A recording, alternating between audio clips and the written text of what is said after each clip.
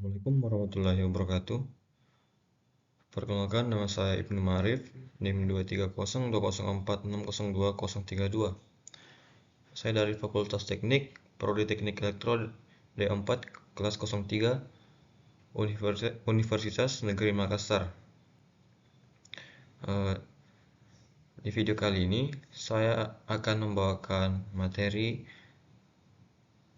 mata kuliah pengantar teknik elektro yang berjudul Arus dan Tegangan Listrik.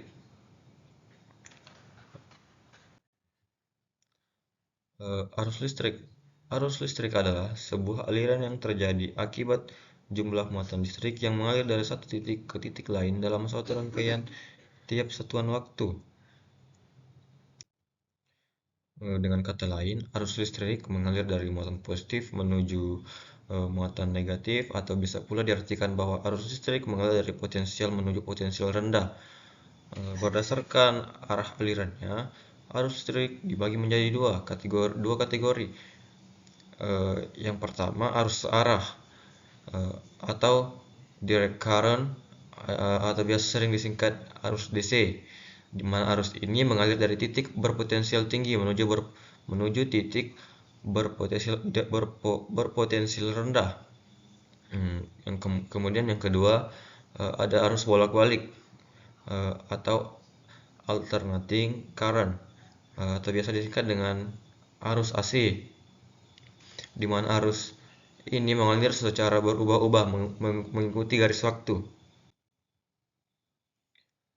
Hambatan arus listrik dapat dirumuskan sebagai berikut. Rumusnya yaitu R sama dengan V per I, di mana V itu adalah tegangan, I adalah satuan arus, dan R adalah satuan SI untuk hambatan dalam hukum Ohm.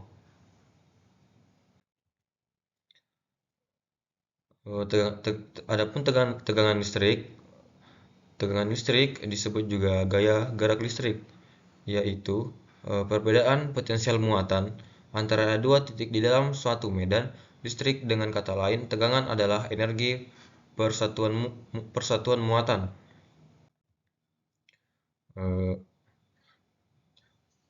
Definisi tegangan listrik adalah jumlah energi potensial antara dua titik pada suatu rangkaian. Suatu titik memiliki muatan lebih dari titik lainnya. Perbedaan muatan antara dua titik ini disebut tegangan. Ini diukur dalam volt, yang secara teknis adalah perbedaan energi potensial antara dua titik yang akan memberikan 1 joule energi per kolom muatan yang melewatinya. Bisa kita lihat gambar di samping, yaitu Alessandro Volta.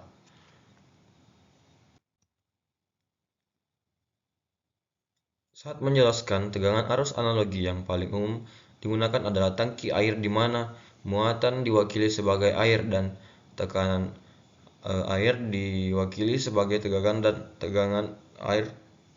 diwakili sebagai tegangan, dan aliran air diwakili sebagai arus.